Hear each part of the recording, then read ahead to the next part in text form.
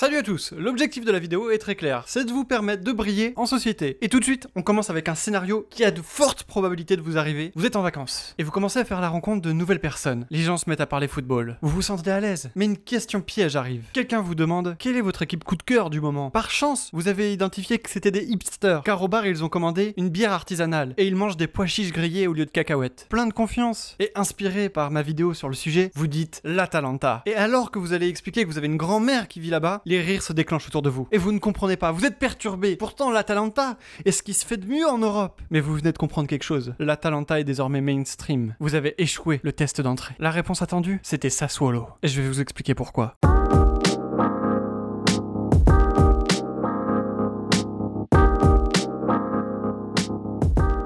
Mais du coup, pourquoi cette équipe? Eh bien déjà, en termes de résultats, ils sont 8e de Serie A. C'est honnête, pour une petite équipe, mais c'est vrai qu'en soi, c'est pas si impressionnant que ça. On pourrait supposer que, peut-être derrière leurs expected points, on va pouvoir montrer qu'en fait, ils sont beaucoup plus forts que leur classement réel. Et là encore, c'est pas le cas. Ils sont en grosse surperformance offensive, ils ont marqué une quinzaine de buts de plus que ce qu'attendait le modèle, et ça fait qu'en expected points, ils sont plus vus comme une équipe de deuxième partie de tableau. Donc certes, c'est la 6e attaque d'Italie, mais est-ce qu'on serait pas sur une enflammade des hipsters? Eh bien pas vraiment. En fait, ce qui impressionne avec Sassuolo, c'est la patte stylistique. L'entraîneur De Zerbi est hyper ambitieux pour son équipe, quel que soit l'adversaire, il veut avoir l'emprise sur le match. Ça se traduit par le fait que Sassuolo a la 4e meilleure possession en Serie A, avec plus de 57% de possession de balle. Pourtant, l'équipe parfois peut prendre la décision de jouer de façon beaucoup plus verticale si l'adversaire est en train de compromettre son équilibre pour empêcher Sassuolo d'effectuer ses sorties courtes. Regardons quelques exemples pour voir comment Sassuolo parvient à faire ça. Donc déjà, il faut savoir que Sassuolo s'organise en général en 4-2-3-1, mais c'est un 4-2-3-1 très mouvant. Chaque joueur est incité à se rendre disponible aussi souvent que possible, mais des consignes d'équipe font aussi que ce 4-2-3-1 dans les faits n'existe pas vraiment. Et le meilleur moyen d'illustrer ça, c'est de montrer les variantes qui existent pour les sorties des 6 mètres. Si les relances courtes ne sont pas très contestées, et en particulier si c'est un système à 2 attaquants adverses, Sassuolo fait une déformation de son bloc où on passe à une sorte de défense à 3,5, le latéral droit monte très haut, le milieu central droit compense ça en venant se placer quasiment au niveau des défenseurs centraux, et le milieu central gauche, en général Locatelli, vient se mettre au cœur du jeu, car c'est le meneur de jeu en retrait, et donc ça le met dans les meilleures dispositions pour distribuer derrière. Ah oui, j'ai dit 3,5 parce que le latéral gauche est dans une position un peu bâtarde où il semble plutôt au niveau de Locatelli et pas vraiment au niveau des défenseurs. Mais la déformation la plus classique de la ligne de 4 de Sassuolo pour permettre la relance en 6 mètres, c'est lorsque les défenseurs latéraux, les deux, montent très haut et sont remplacés au coin de la surface par les milieux centraux. Faire cela a l'avantage de surcharger en nombre la zone de relance pour rendre ineffectif le pressing adverse. En plus de ça, ça favorise un schéma très simple où le défenseur central cherche son milieu central, qui va chercher le latéral plus haut sur le côté, qui lui-même va transmettre à l'ailier plus haut sur le côté. Et cet ailier se trouve alors en situation de 1 contre 1. Si l'adversaire répond à ce schéma en amenant encore plus de joueurs au pressing pour empêcher la relance courte, De Zerbi demande alors à son numéro 10 de se présenter devant la surface pour offrir une solution supplémentaire. Et c'est là où Sassuolo pose une question à ses adversaires, est-ce qu'ils veulent insister sur ce pressing-là, en faisant dézoner un de leurs joueurs pour suivre le numéro 10? Si la réponse est non, alors Sassuolo peut reconstruire de l'arrière comme ils aiment faire. Si la réponse est oui, Sassuolo répond avec un jeu beaucoup plus vertical, car il y a des espaces qui vont se créer dans le dos des adversaires une fois qu'ils auront réussi à casser la première ligne de pressing. Ça va créer des situations très dangereuses où les attaquants de Sassuolo vont se retrouver dans des situations où ils vont jouer des 3 contre 3. D'ailleurs, si on continue à parler des adaptations que De Zerbi fait pour répondre à son adversaire, l'équipe en général défend en 4-4-2 avec le numéro 10 qui se place au niveau de l'avant-centre. Mais par exemple, face à la Lazio de Rome qui joue en 3-5-2, De Zerbi a demandé à son équipe de défendre en 4-3-3. L'avant-centre était rejoint par ses deux ailiers pour marquer les défenseurs centraux adverses et empêcher la relance courte, et les 3 milieux centraux de la Lazio de Rome étaient marqués individuellement par les 2 milieux centraux de Sassuolo et le numéro 10. Et là on est typiquement sur une victoire tactique de Sassuolo où la Lazio a renoncé à relancer court et a préféré balancer sur les 6 mètres. Globalement c'est toujours plaisant de regarder Sassuolo parce qu'ils essayent toujours ce genre de choses, et même quand ils ont le ballon c'est agréable, il y a du mouvement, les joueurs demandent dans les pieds, il y a des solutions qui sont proposées. C'est vraiment un bel exemple de petite équipe en termes de moyens qui cherche à être protagoniste, à imposer son jeu sur l'adversaire. Mais c'est bien beau les performances collectives, ce qui nous intéresse aussi c'est les performances individuelles. Donc quels sont les joueurs qui sortent du lot à Sassuolo? Déjà en défense centrale, Filippo Romagna a été très intéressant jusqu'à sa grave blessure au genou. Je vous recommande de ne pas aller voir les images. C'est très dommage pour Sassuolo car c'était un des paris du mercato de l'été dernier. Sur le terrain c'est un défenseur qui dégage beaucoup de sérénité, que ce soit dans les duels face au dribble adverse ou à la relance. En revanche les statistiques le trouvent relativement faiblard dans le jeu aérien, mais personnellement je n'ai rien relevé de choquant. S'il revient à son meilleur niveau niveau après sa rééducation, je pense qu'on entendra parler de lui dans un plus grand club. Par exemple, je suis pas sûr qu'il ait beaucoup à envier à Ake qui vient de partir pour 40 millions. En défense centrale, Peluso aussi mérite une mention. C'est une trouvaille de De Zerbi parce que Peluso a fait toute sa longue carrière au poste de latéral gauche, il a même goûté à la sélection nationale, et comme les statistiques le montrent, c'est plutôt une réussite, même si c'est rien de spectaculaire. Tant que je suis dans les mentions, je voulais aussi parler de Obiang. C'est un joueur avec une belle activité défensive, qui est pas maladroit avec les pieds, ça fait qu'il peut participer à l'effort de conservation du ballon, et même de temps en temps, il va se projeter dans le camp adverse pour créer du danger. Comme Peluso, c'est pas forcément hyper spectaculaire, mais c'est solide, donc je voulais l'évoquer. Maintenant, on va passer aux joueurs qui font la réussite offensive de Sassuolo, et forcément, ça commence avec Locatelli. Ok, c'est plus très original de parler de lui parce que je le fais toutes les 5 vidéos, faudrait que je vérifie, mais forcément, je suis obligé de parler de lui, c'est le meneur de jeu en retrait de l'équipe, tout passe par lui, et il sait tout faire, que ce soit le jeu long, la protection de balle, mais c'est aussi un joueur fort au duel, que ce soit dans les airs ou dans les pieds. Globalement, il me rappelle Paul Pogba, mais aussi dans ses défauts où parfois il peut être un peu trop nonchalant. C'est un peu la version Lidl du mancunien, et les suiveurs de la chaîne sauront que je dis ça avec beaucoup d'affection car je suis un grand fan de Pogba et des kebabs de Lidl. Locatelli permet au numéro 10 de l'équipe d'être déchargé de la création du jeu, mais plus d'être responsable du jeu de transition de l'équipe, et ça tombe bien, Juricic excelle dans ces phases-là, il trouve toujours la bonne passe quand c'est en transition, et il continue ses efforts, ce qui lui permet de lui-même se retrouver en bonne position pour marquer. Mais c'est pas pour autant qu'il est mauvais en phase de jeu placé, il est capable de combiner aussi avec ses coéquipiers. C'est celui dont on parle le moins souvent devant, et ça me semble logique car à 28 ans, j'ai l'impression que c'est le joueur qui est le plus à sa place à Sassuolo, qui est le contexte idéal pour le faire briller. En revanche, Berardi, qui a été formé à Sassuolo, qui est un peu la pépite du club, a lui souvent été annoncé dans des plus grands clubs. Et enfin, cette saison, il a réussi à être meilleur que lors de ses débuts en Serie A. C'est un ailier droit gaucher, donc qui rentre sur son pied pour marquer, mais ce serait hyper caricatural de le résumer à ça. Comme vous le voyez sur son radar, c'est aussi un joueur qui est actif au pressing, qui est actif à la construction du jeu de son équipe, et d'ailleurs même sur les buts qu'il marque, il ne se limite pas à faire ce crochet extérieur gauche enchaîné avec une frappe, mais il est aussi capable de reprendre les centres au deuxième poteau, mais aussi de créer pour ses coéquipiers. Bref, c'est un ailier moderne et complet. Mais l'ailier de Sassuolo dont on parle le plus en France, c'est bien évidemment Jeremy Boga, et là les stats lui rendent pas particulièrement hommage. Du coup, on peut se demander est-ce que la hype est méritée? Comme souvent, la réponse est oui et non. Déjà, pourquoi la hype est méritée? Parce que c'est un excellent dribbleur et ça, le radar le montre. Et du coup, Sassuolo s'en sert souvent comme d'une solution ex nihilo, le joueur qui doit créer à partir de rien quelque chose. Et il y arrive franchement bien. Parce que, certes, en règle générale, il va chercher à rentrer sur son pied droit et mettre une frappe de mammouth, mais il peut aussi partir sur son pied gauche pour centrer ou même pour tirer. Cette double menace alliée avec son explosivité le rend ingérable pour les défenses adverses. Par contre, il ne crée pas beaucoup pour les autres et il surperforme très largement ses XG, ce qui est en général signe de réussite face au but. Enfin, Caputo, c'est l'histoire typique de l'avant-centre qui ne peut exister qu'en Italie. Il a joué longtemps dans les divisions inférieures et il a attendu d'avoir plus de 30 ans pour se révéler en Serie A. Et alors oui, c'est un super finisseur et quand il est face au but, on a l'impression qu'il a le pouvoir de voir tout au ralenti. Mais c'est pas juste un pur neuf. Comme tous les autres joueurs de Sassuolo, il s'insère dans les espaces pour trouver les combinaisons avec ses coéquipiers, pour demander le ballon dans les pieds. S'il voit de l'espace sur le côté, il n'hésite pas à aller déborder. Bref, c'est un joueur qui interprète l'espace autour de lui. Je trouve que dans sa façon de jouer, il me rappelle vraiment Ben Yedder. Ce soir, Sassuolo joue le dernier match de sa saison face à Udinese. N'hésitez pas à aller regarder et à bientôt pour la prochaine vidéo.